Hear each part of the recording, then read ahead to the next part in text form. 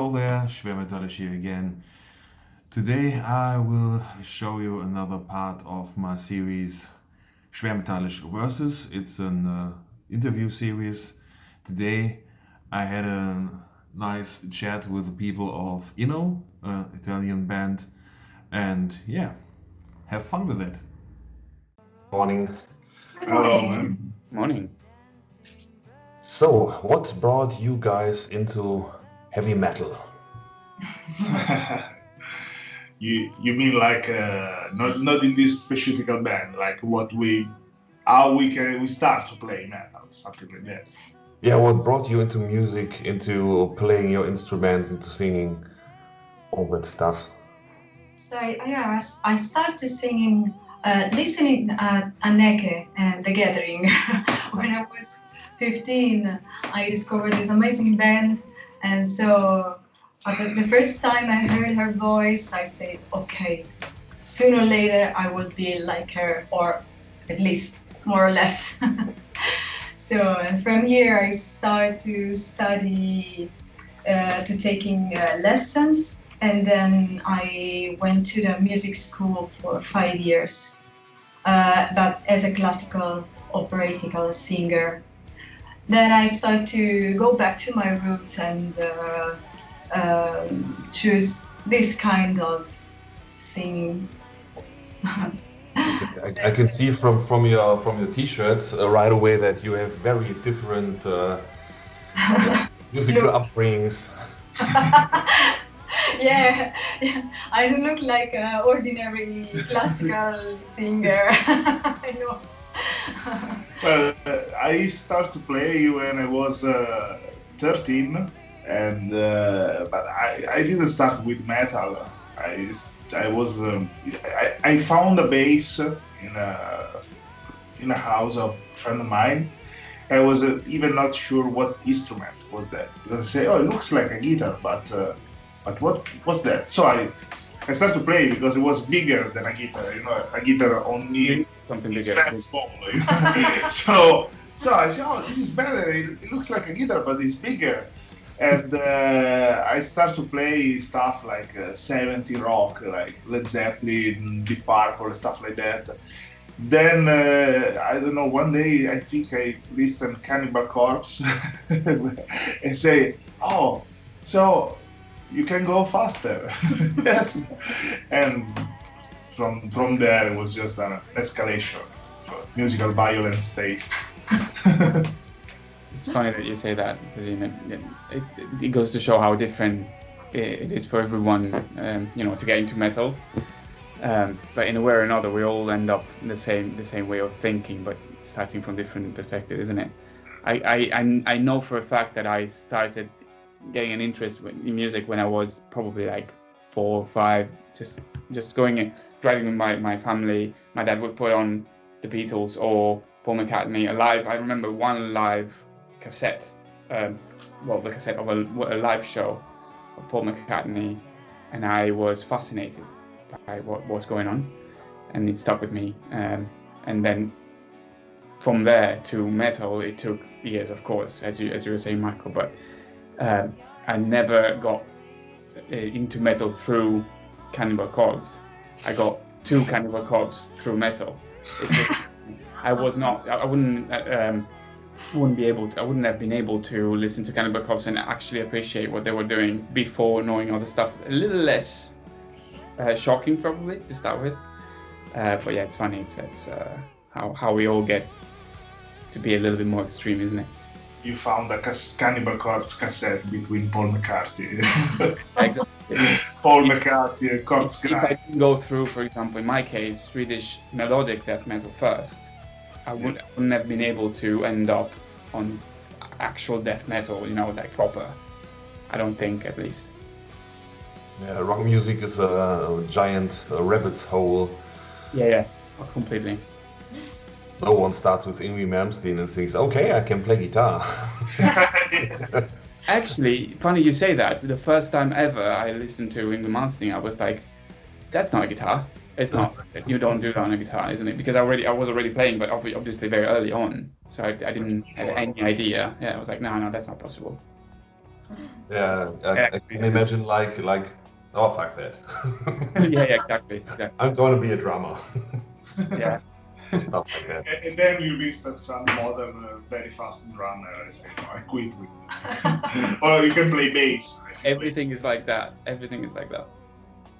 Yeah, I'm singing as a hobby, and there's always some people who do things on the microphone where you think, no, that's Yeah. No.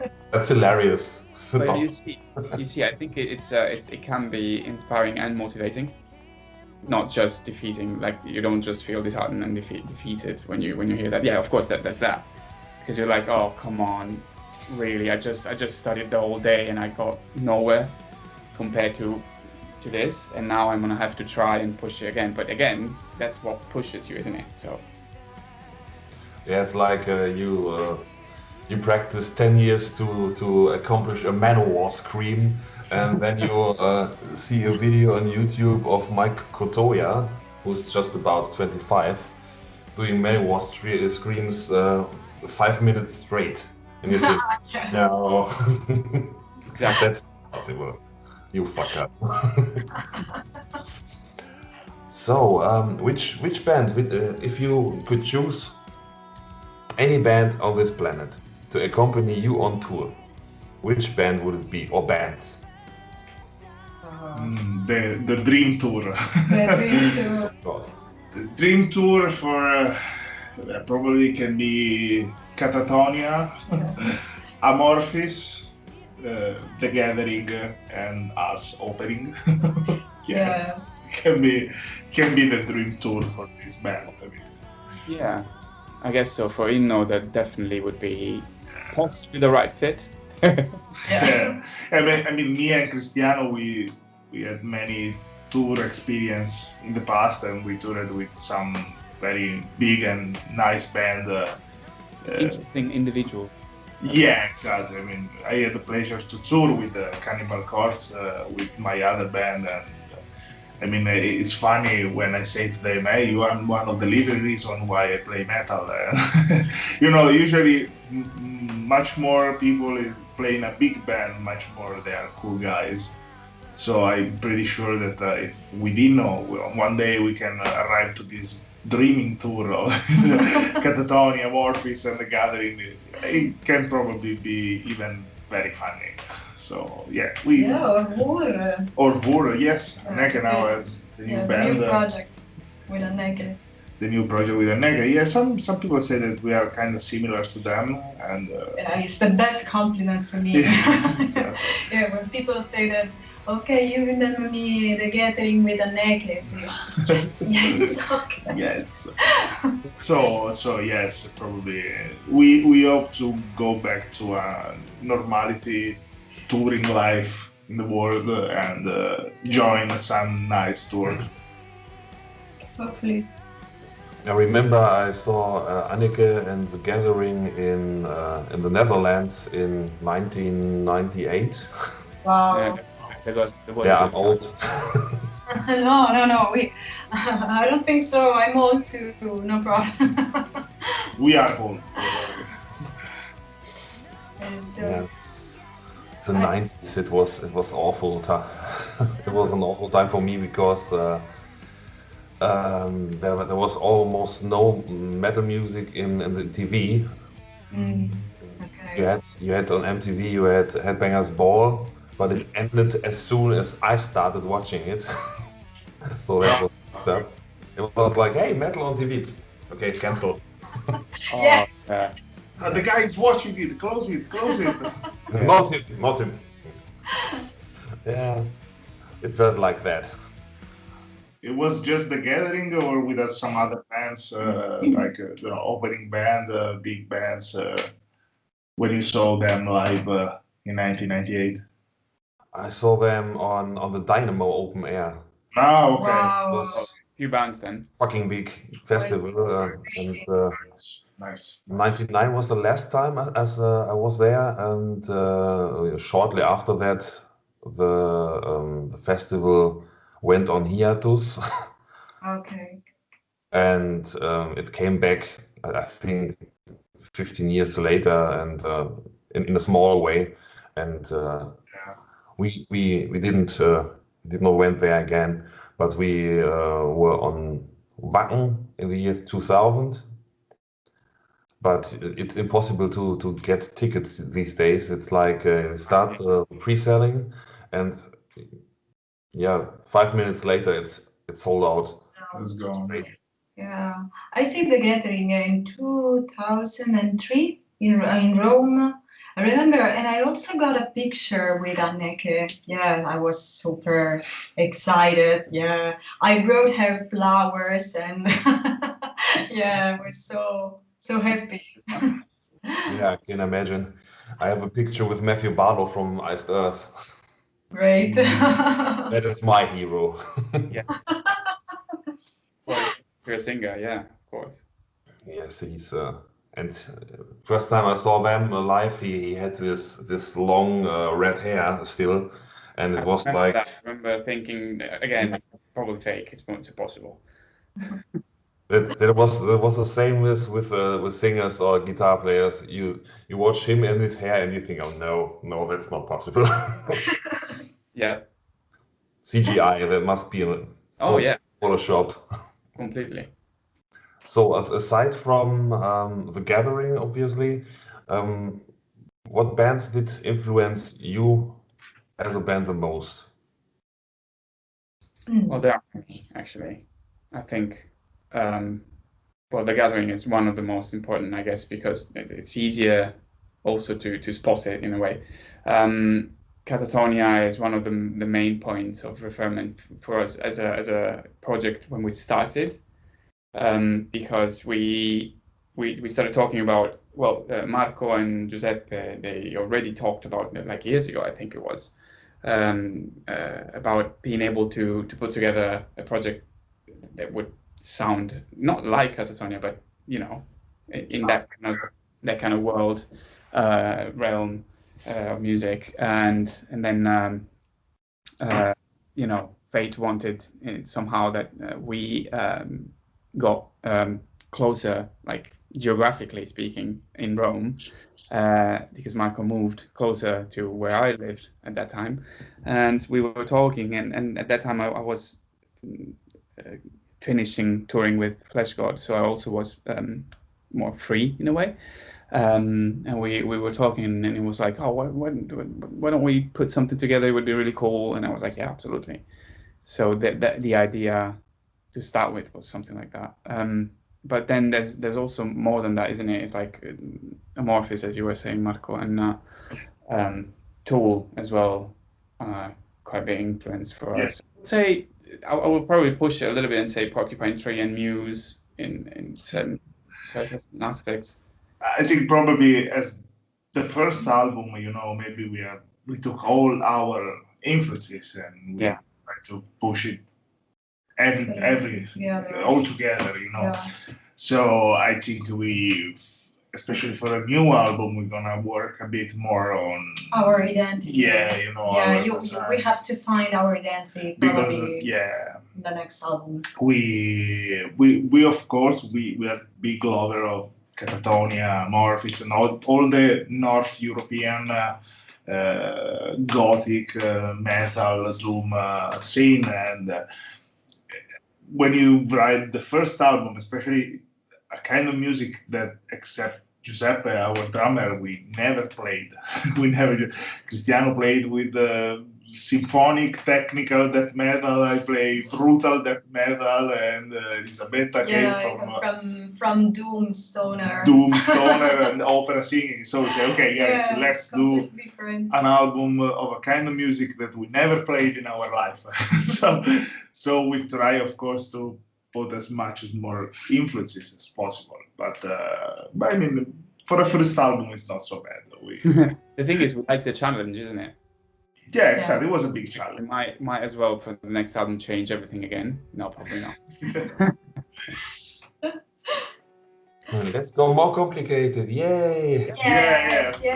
You see, that's how life works, isn't it?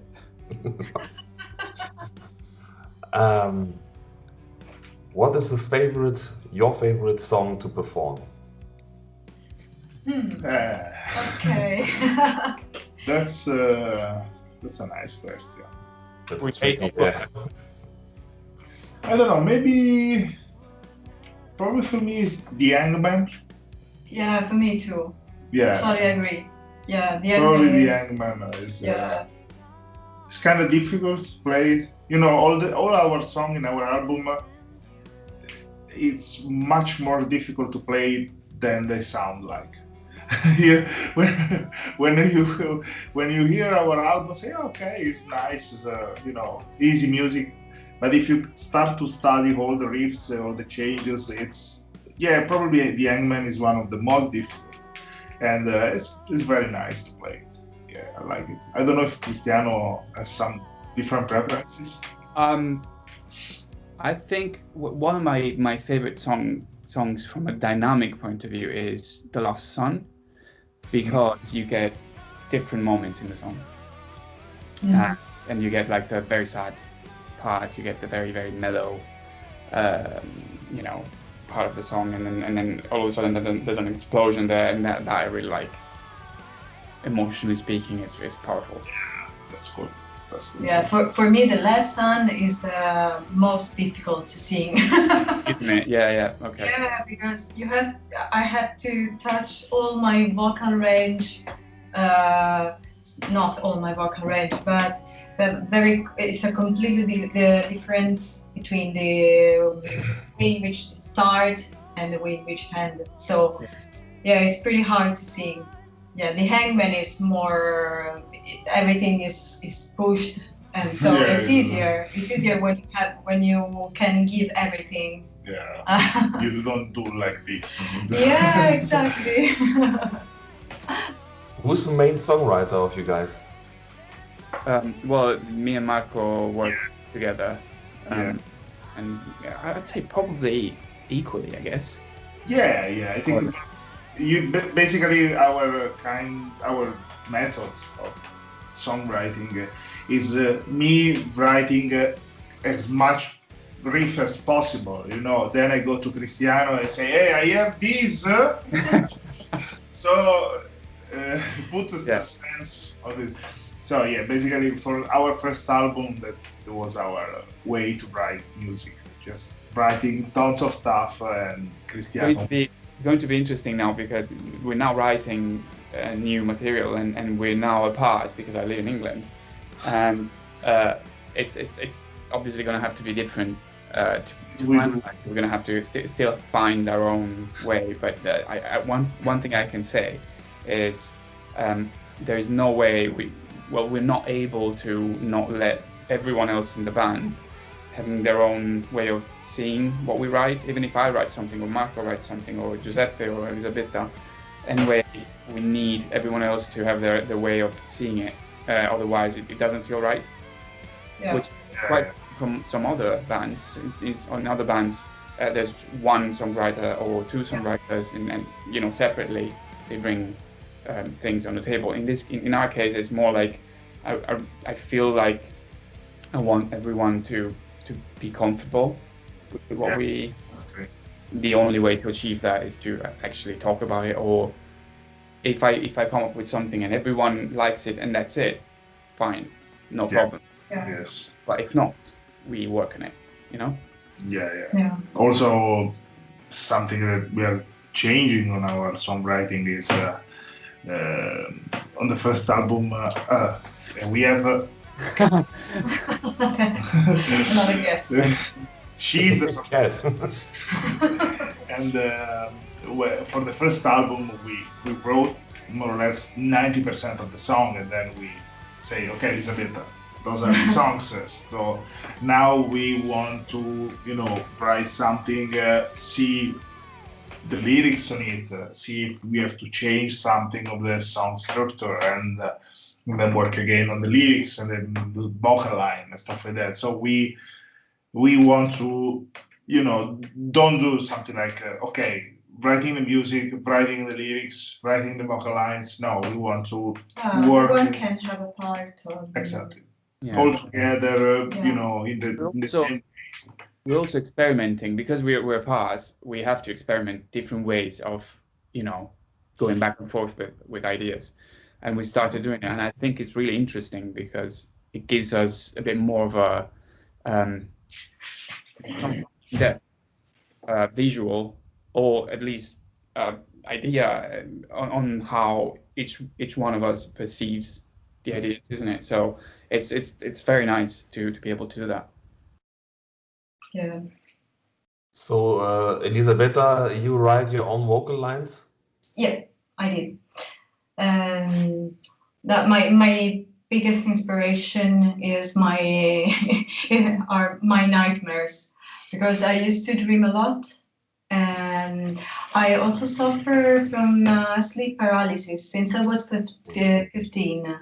So yeah, it's scary, but it's a great inspiration for lyrics.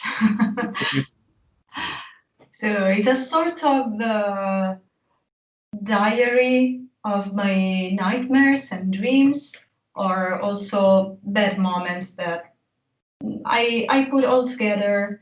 And yeah, it's a great chance to use my biggest fear and transform everything in something positive. Yeah. I only know sleep paralysis from a few horror movies. So, yeah, the thought of that is really bleh. Yeah, it's terrible. It's terrible because you have the perception of the ambient in which you are. So you know that you are in your bed, but you see someone else in the room. Someone is watching, or there's something strange in the room. And the last episode was exactly tonight. Yes, I dreamed that I just turned in my bed, and instead to find my husband Marco, there was another person, like a demon with bloody eyes. Yeah, and yeah, But yeah, actually, it was me. yeah. Probably he was snoring too loud, so that's why. It's me snorking. Yeah, exactly. Yeah, it's scary. So that's why I say that I don't need to watch horror movies because I have everything in my head already. Yeah, it's that for you. The reason I asked if you write your own vocal lines is because I always had the feeling that the guys in Dream Theater write the vocal lines for their singer because it's like they give him tasks he cannot complete with his voice. I know what you mean. He's a great singer. I know what you mean. It's just unfair to write songs But like you this. see, Dream Theater, the perception of them, I think it's everyone does that to everyone else. It's like, oh, I wrote this thing and no one else will be able to accomplish it. I was like, why? Fuck you, mate. Yeah.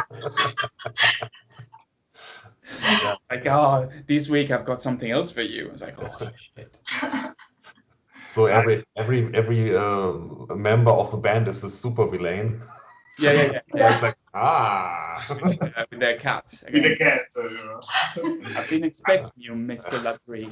I was never able to be a big fan of Dream Theater. You know, just for the vocal, for the voice, for the vocal line. I mean, instrumentally they're great musicians. Everybody are super cool musicians, but the vocal line and voice, man, please no. But the Liquid Tension Experiment that is them instrumental. It's a great project, but with the voice. Actually, they made a confession not too long ago that actually, I think it was Mike Portnoy in an interview. He said Liquid Tension Experiment was everything they were doing with Dream Theater, just without the annoying of the vocals, having to write the vocals and put the vocals there. I don't know. I don't get it. It's not for me.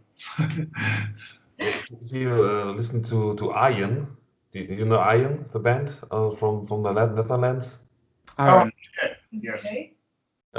He wrote a few songs with James LeBrie, and in these songs he sounds perfect because Ian, I don't know, I think he just can look into the core of a musician and say, okay, I got something for you. And No, I know what you mean actually. I thought I didn't catch it first, but yeah, I've heard that, and I completely agree with that. it's like some singers have a pretty broad register of things they can do with their voice, but sound best when they do less. Oh yeah. It's like the mids of Rob Halford. They are beautiful. He cannot do the higher pitch screams anymore like when he was 20, but the more mellow sounds he does Yeah, it's amazing. unrivaled. It's amazing. Yeah, it is. I agree with that. But you see, I think there's something. Well, like for example, within one of the things we said from the beginning is like we want to be able to do something we like and to enjoy that. So one of the ways of doing it, maybe the only way, I don't know, is just to be relaxed about it. Yeah. So you do something that you enjoy doing and you like. It doesn't have to be more than that, and it's enough. And probably it's the right way of creating something that people can enjoy themselves, isn't it? It's like they can hear the fact that we are creating, not to compete or anything like that, just because we want something to sound right and to we be. never create this band with the intent of saying, hey, we have to become super famous, so we have to make this super band, all-star band and stuff like that. I mean, sometimes they ask like, no, the main reason to why this band exists is because we say, hey guy, we are friends, we know from long time, and we want to make some sad music all together. So, no, I mean, if there is. Okay. I can say one thing though. The one thing we compete about is how sad we are. Exactly. So, okay, can you write something a bit more sad, please? But really, I mean, if there is any way to make like a very nice tour or stuff like that, or I mean, we are absolutely happy with it, but we are not like we are planning everything to, become super famous and stuff like that. I think competition was a big thing in the 80s. It was like, oh, Slayer did that super hard and fast record. We need to be more brutal, and we need blood and gore and fast riffs and blah. And that was long ago. We don't need competition anymore. I think we need to be more of a community and to enjoy everything. And your approach is a bit more zen, I think. So, More supportive. Yeah, exactly. I mean, it's.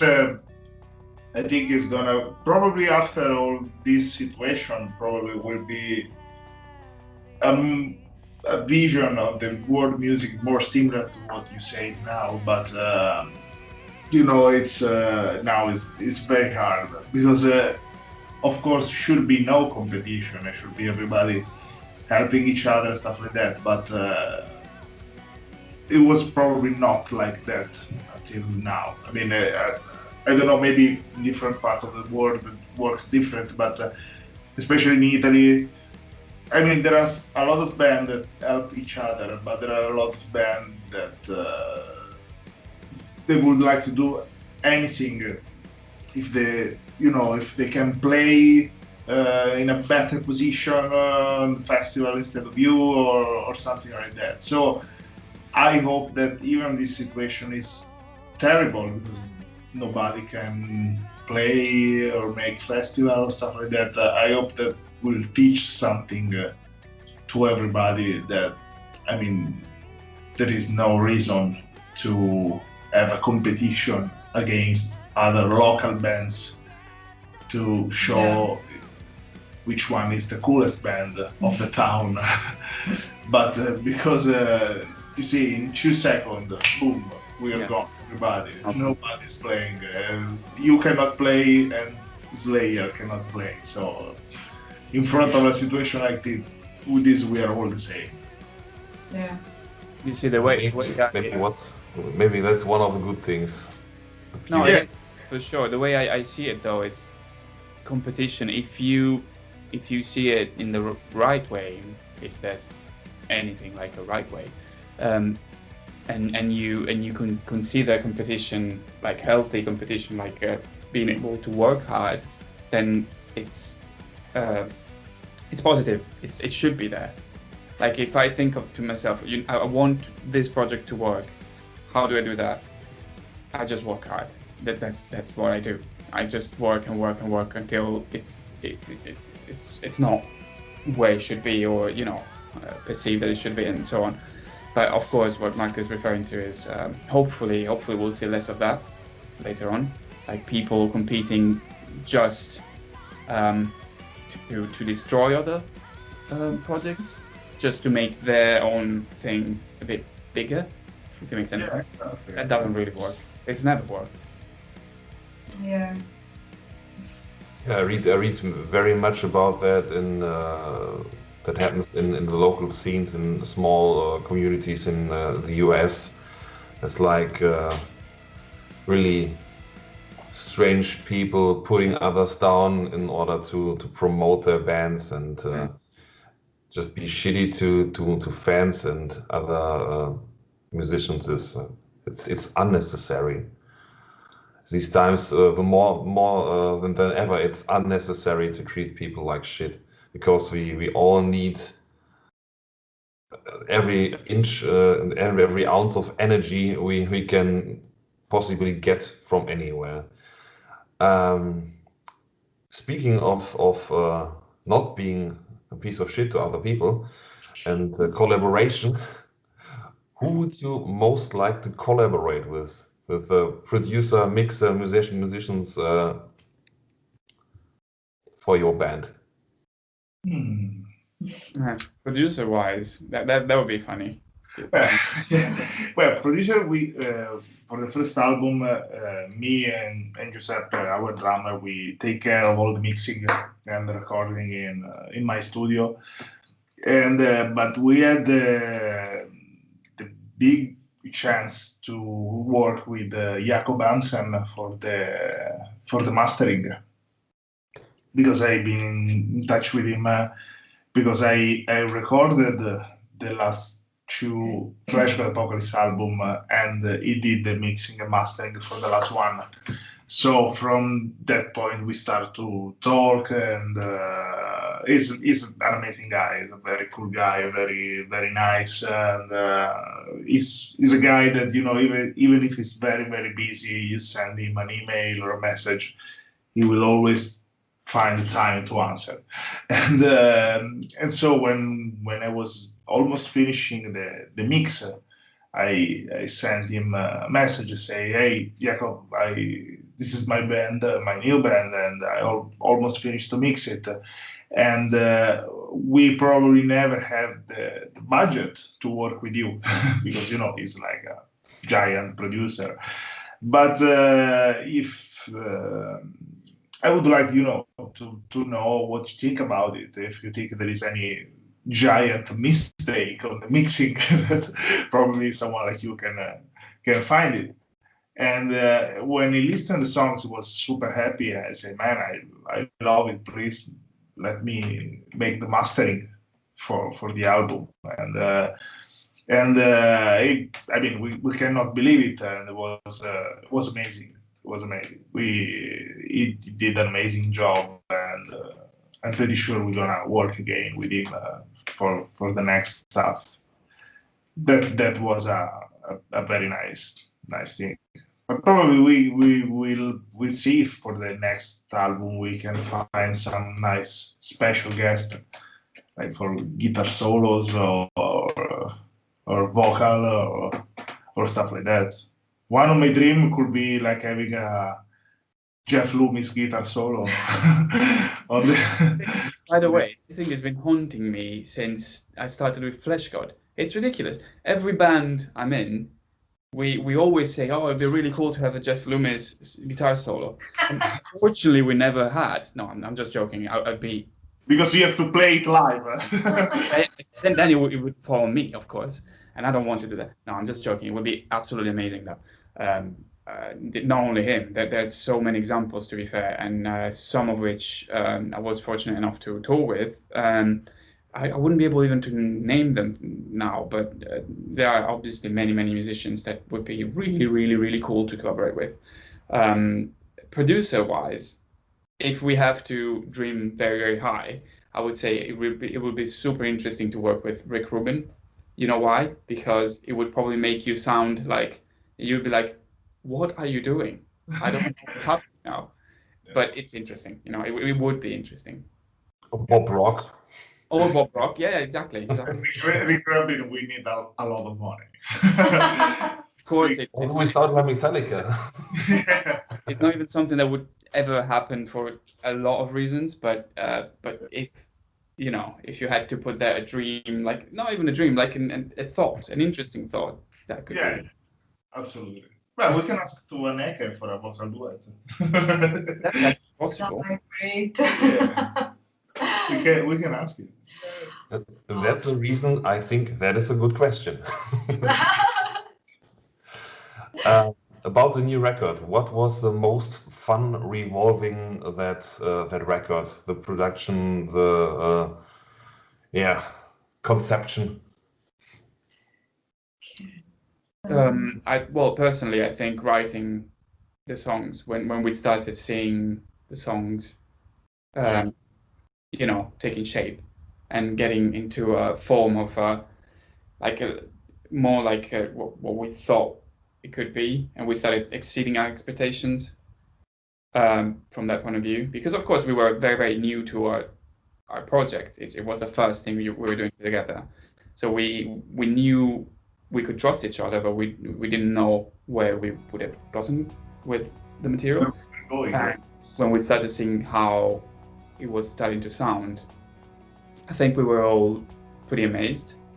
I don't want to sound like you know, big-headed or anything. It's not like that. It's more the fact that we were new to that, so we were like, oh, actually this is working. It's what we were thinking, and I actually really enjoyed it. Yeah, it was more like, hey, so we are able to write something like that. Yeah. Cool, that's amazing. But as Marco was saying earlier, we all came from different backgrounds from that, so we were like. One of the most funny part was when we finished to write like 2-3 songs we gave to Elisabetta. She came from, you know, very lyrical and opera singing. So she said, hey, I wrote something, and the first stuff that she wrote for the music was something very lyrically. Yeah, oh, come on! No. I mean, not so much, but you can hear the big lyrical influences.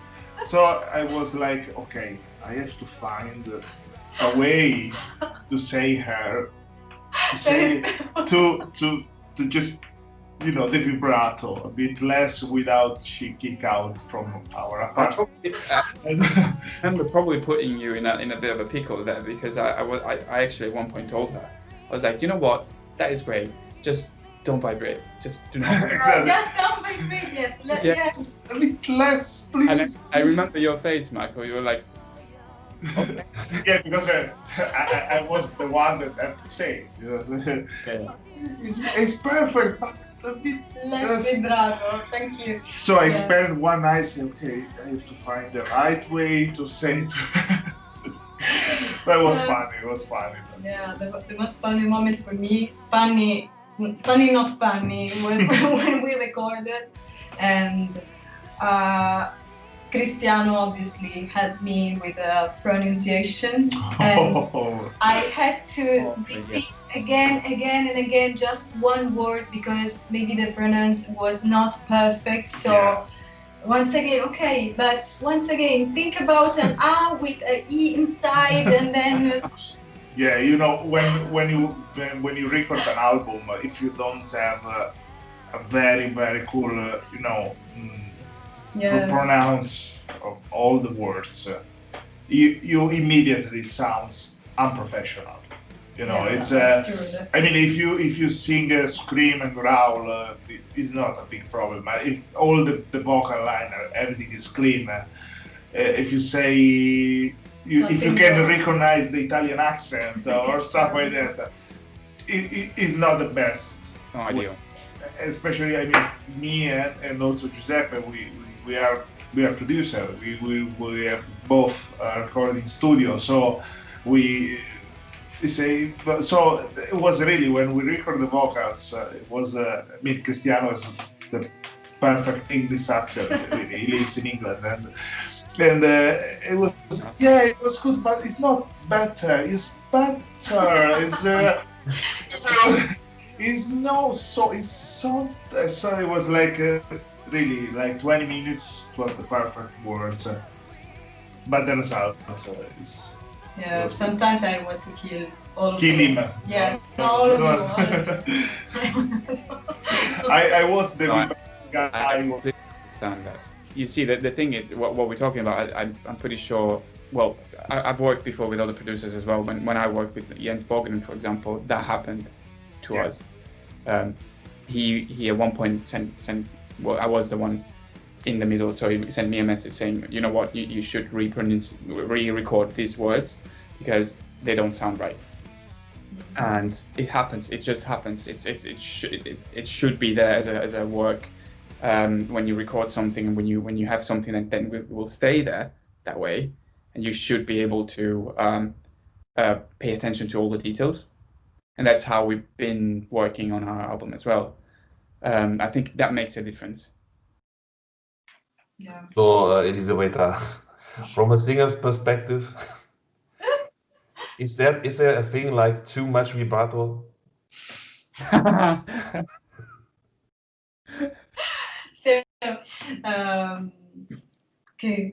so I think that the most hard moment for me was when, especially on the high notes, to have the right pronunciation, because you have to find a comfort zone in which you have to sing, and if they change something, if I have to change we and pronounce another letter instead. It's terrible. It's terrible. Yeah. We were yes. No, just because you made me think of that. It's like with the vibrato thing. It's like is that a thing with too much vibrato or not enough vibrato? I completely get it. I get how a singer should be able to do what they feel like doing, right? It's hard to not do it. It's hard to not do it if you're used to, especially on the high notes. Yeah. Maybe in the middle range, you can manage to do less vibrato, but when you go on the high notes, wow, it's a completely different vocal style and technique. So I had to start again to study from the beginning how to sing without vibrato. But we were very happy, man. She reinvented her way to sing. I'm still practicing a lot. But we were happy with the result. Absolutely. I heard it's a thing that cannot be learned as a singer. Either you can do a vibrato or you can't. It's like the thing with the tongue. Not everyone can roll it. Okay, but yeah, I think it's more difficult to do the vibrato if you don't have it naturally. I think this is the hardest part. Some people find it very, very difficult to have a little vibrato. Someone has a really flat voice. I mean, it's not bad. It can be beautiful voice, of course, even without vibrato. But I think it's more difficult to gain vibrato instead to manage yourself to do it less. Yeah, and there are many kinds of vibrato. There are not just only one. So yeah, my vibrato is very, very strong. Yeah. Okay, so I just ran out of ammo question-wise. It was very nice to talk to you guys. Oh, thanks a lot, man. Thank you. And yeah, that's it from me. One final question to Cristiano. I can't make out the posters in the background. What is that? Wait, I don't know if you can see it better if I do this. It's two Flash God Apocalypse, the first two releases posters. I have others, but on the other side, and I can't really move it much.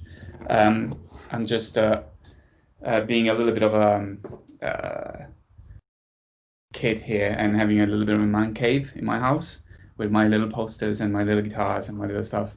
Yeah. I know. We all do that. And I'm looking forward to have some INNO posters to put up. So I'll put that as soon as I have one. And I'm pretty sure we're gonna do something soon because it's time to. But yeah, these are the first two releases for Flash God. Okay, so that's it from me. I wish you good Sunday. Thank you. And, I will be in touch. Thank you very much. It was a pleasure. You're very welcome. Bye. Bye. Bye.